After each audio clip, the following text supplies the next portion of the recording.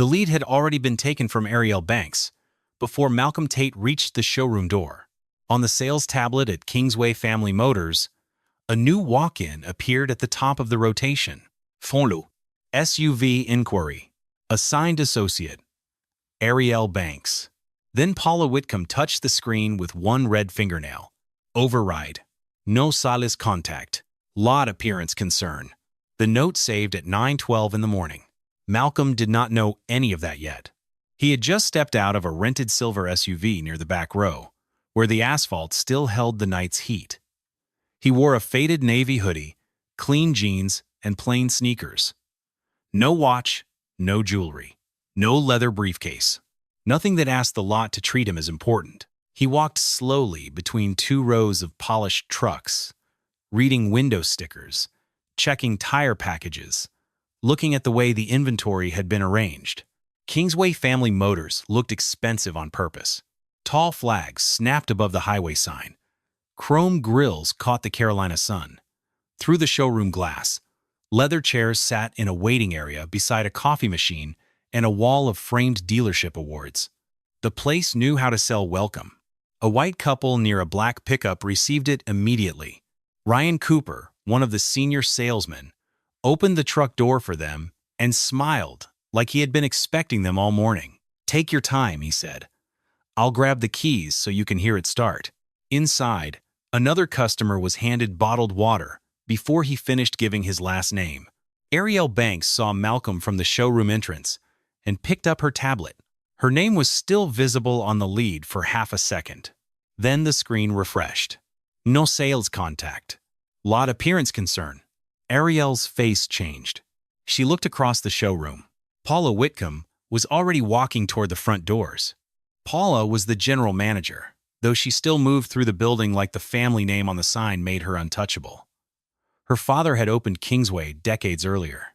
The family had sold it to Harborline Auto Group, but Paula kept the corner office, the best parking space, and the habit of deciding who belonged on the lot. Arielle stepped forward. "I can take this walk." "In." Paula did not slow down. "I'll handle him." The word "him" came flat. Not curious, not professional, already decided. Malcolm reached the entrance as Paula pushed through the glass doors. She stopped directly in his path, 3 feet from the welcome mat. "Can I help you?" she asked. Her tone said no. Malcolm nodded. "Good morning. I'd like to look at your SUV lineup. I may want to test drive one." Paula looked past him toward the rental. "You came in that?" "Yes." "A rental. For today." Her eyes moved from his shoes to his hoodie, then to his face. "We qualify serious buyers before we put mileage on inventory." "I understand. I'm here to ask about the vehicles first." "That is what the website is for." Malcolm kept his hands loose at his sides. "I prefer to see them in person." Behind the glass, Arielle stood near the reception desk with the tablet in her hand. Ryan had also turned from the black pickup. He watched, but did not move. Paula raised her voice just enough for the couple by the truck to hear. "We get people wandering in on Saturdays who want to sit in cars, touch the leather, take pictures, and leave." Malcolm looked at the row of SUVs. "I haven't touched anything." "Not yet." Arielle opened the door a few inches. "Paula, I can assist him if you want me to." Paula turned only her head. "Go restock the cooler." Arielle stayed still. "His lead came to me." "No," Paula said. It didn't. The tablet in Arielle's hand said otherwise. Ryan looked down at his shoes. Malcolm saw that. He also saw the detail bucket beside the entrance, left near the customer path, after someone had mopped the showroom floor. The water inside was gray, streaked with cleaner, and wrong for any place customers walked. He looked back at Paula. "May I have your full name and title?" Paula smiled. "To report me?" "To keep the record clear." Her smile hardened. "Paula Whitcomb, General Manager. And here is the policy. I decide when someone is wasting my staff's time." "Is that written?" Her jaw tightened. "Careful. I'm asking for the rule." Paula reached for the radio on her belt. "Nolan, front entrance." Then she looked at the tablet through the glass, at Arielle, at the bucket, and finally back at Malcolm. "If he refuses direction," she said into the radio, "mark it as trespass." Nolan Briggs answered the radio in 12 seconds. He came from the service bay with a key ring clipped to his belt and a dealership polo stretched tight across his shoulders. He saw Paula first, then Malcolm, then the detail bucket beside the door. The bucket was empty now. Gray water ran down the front of Malcolm's hoodie. It dripped from his sleeves onto the asphalt, forming small dark spots between his shoes. Nolan slowed. What happened? Paula did not look at the bucket. This man is refusing direction. Malcolm wiped one drop from his jaw with the back of his hand. I asked to look at SUVs. Paula gave a short laugh. You asked to waste time. Inside the showroom, Arielle Banks stood behind the glass with the tablet still in her hand. Her lead had disappeared from the active rotation. A new note had replaced it. Customer declined assistance. Lot monitoring required. She had not typed that. Ryan Cooper stood near the black pickup with keys in his hand. The white couple beside him no longer looked at the truck. They looked at Malcolm, then at Paula, then at the ground. No one spoke. Malcolm turned to Nolan. Was there a written reason for calling you? Nolan glanced at Paula. She said, trespass. I have not entered the showroom. You were directed away, Paula said. After I asked for the policy, Paula stepped closer to Nolan, lowering her voice just enough to sound official. He's creating a scene in front of buyers. The scene was Malcolm standing soaked and still. Nolan saw that. He also saw Paula's hand on the empty bucket. He did not say either thing. Sir, Nolan said, I'm going to ask you to leave the property. Malcolm looked at him for a moment. Then, he lifted both hands slowly, palms open. I'll leave. The gesture made Arielle look away. Not because Malcolm had done anything wrong, because she understood why he felt he had to show his hands, just to leave a car lot. Malcolm turned toward the rental SUV. Every step left a wet print behind him. Paula raised her voice as he walked away. We run a respectable business here. Then she turned toward the white couple by the black pickup and changed her face. I'm sorry about that, she said brightly. Now, where were we? The couple did not answer right away. Inside, Arielle looked down at the tablet again. Her thumb moved before fear could stop it. Screenshot. Lead override. Screenshot. Customer declined assistance. Screenshot. Lot monitoring required. She sent the images to her personal email with the subject line empty. Ryan saw her do it. Their eyes met. He opened his mouth. Then Paula walked back through the glass doors, and Ryan looked down at the keys in his hand. Arielle stepped toward the break room. Where are you going? Paula asked. To restock the cooler. The words came out flat. Paula smiled like she had won. Malcolm did not leave the area. He drove across the road to a shopping plaza and parked facing Kingsway Family Motors.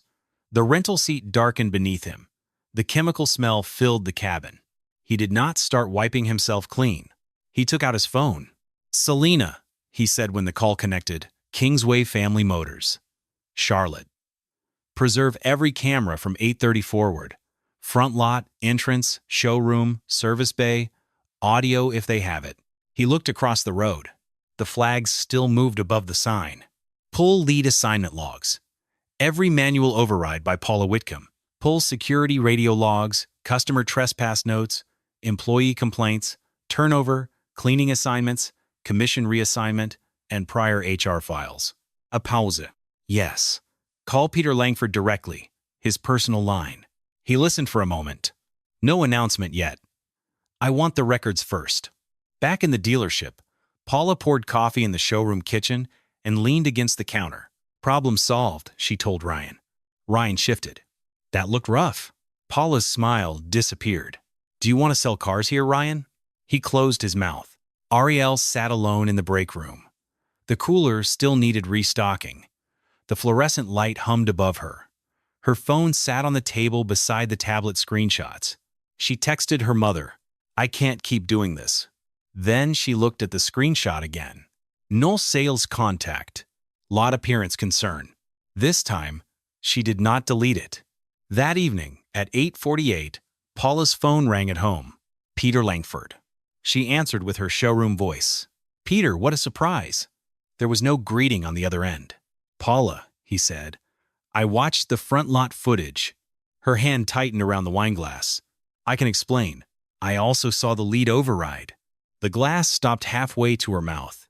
And the security note. Paula said nothing. The man you marked as a trespass concern is Malcolm Tate, founder and chief executive officer of Tate Equity Partners. Peter let the next sentence land slowly. Tate Equity controls Harborline Auto Group. Harborline owns Kingsway Family Motors. Paula lowered herself onto the couch. Her voice came out thin. I didn't know. Peter's answer was quiet. That is why the footage matters. Monday morning, Paula Whitcomb arrived at Kingsway Family Motors before the sales floor opened. She wore a navy blazer, pressed slacks, and the face she used for difficult customers. The front doors did not open. She held her badge to the reader. Red. She tried again. Red. The same door she had blocked with her body on Saturday morning no longer recognized her. The door opened from the inside, but not for her badge. Peter Langford stood there with a woman in a charcoal suit and a man carrying a legal folder. Paula, Peter said. This is Helen Markham from Corporate Investigations. We need to speak with you. Paula looked past him into the showroom. Arielle Banks was already at the reception desk. So was Nolan Briggs. So was Ryan Cooper. Nobody smiled.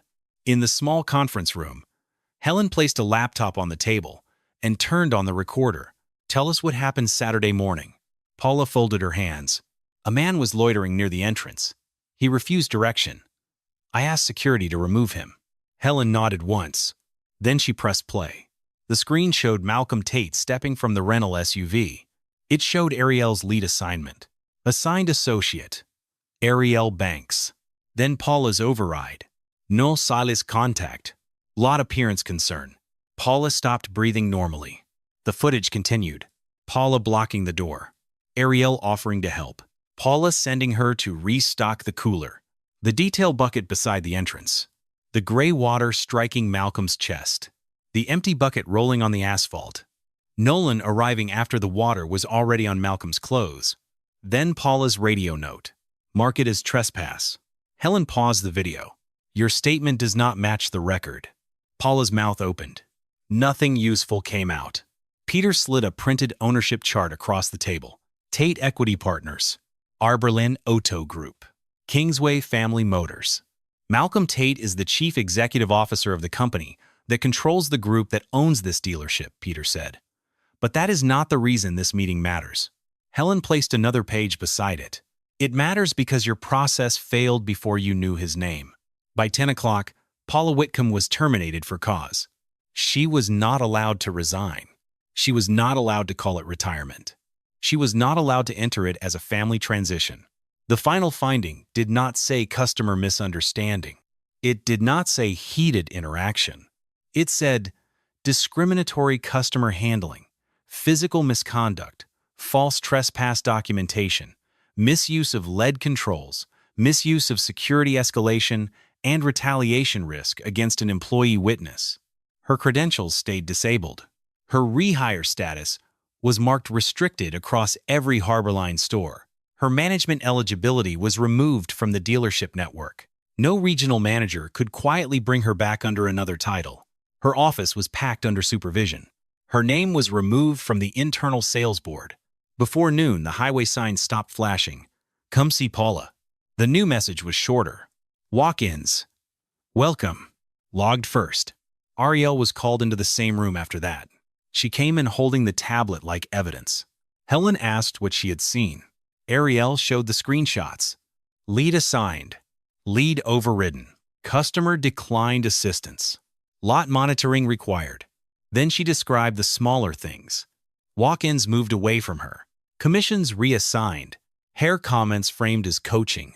Cleaning jobs placed on her calendar, while the white salesman stayed on the floor. She spoke for 18 minutes without being interrupted. When she finished, Peter said, "We failed to protect the process, and that failed you." Arielle did not smile, but she did not look down. She received protected witness status, a back commission review, and an acting assistant sales manager role while the investigation continued. By the end of the review, 6 reassigned leads were restored to her record. 2 lost commissions were paid. 3 cleaning assignments were removed from her personnel file because they had never belonged there. Nolan received a written warning, and was removed from solo security response until retraining was complete. His statement stayed in the file because he told the truth. Ryan received formal coaching for witness silence. His later statement helped confirm the pattern. The audit reached backward. Luis Ortega, a former sales associate, had filed a complaint months earlier about lead denial and cleaning assignments. His file had been closed without interviews. It was reopened. A finance employee's transfer record was corrected. 3 exit interviews that had never been conducted were reconstructed from phone statements. One customer trespass note was deleted after footage showed the customer had only asked for financing options. The correction did not erase what happened, but it stopped the lie from traveling any farther. Harborline issued the equal lot access protocol across every dealership. Every walk-in had to be logged before refusal. Every lead override required a reason code and second review. No customer could be marked trespass without a written incident basis. Security removal required camera preservation unless there was an immediate safety emergency. Cleaning supplies could not be left in customer paths. Employee discrimination complaints bypassed the dealership general manager. Lead distribution and commissions would be audited every quarter. Any physical contact or substance incident on a customer path would route directly to legal, HR, and risk compliance. 3 months later, Malcolm returned to Kingsway. No announcement. No speech. Arielle stood near the showroom doors with assistant sales manager on her badge. A man stepped onto the lot from an old sedan and looked at the used SUVs. The tablet chimed. Walk-in logged. Lead assigned. Arielle accepted it and walked outside. "Good morning," she said. "What can I help you find today?" No one asked what he drove in. No one checked his shoes first. No one reached for a radio. In Harborline's training room, a photo of the empty detail bucket sat beside the screenshot of Paula's override. But the most important record was on the live tablet. Customer served. This story is fictional.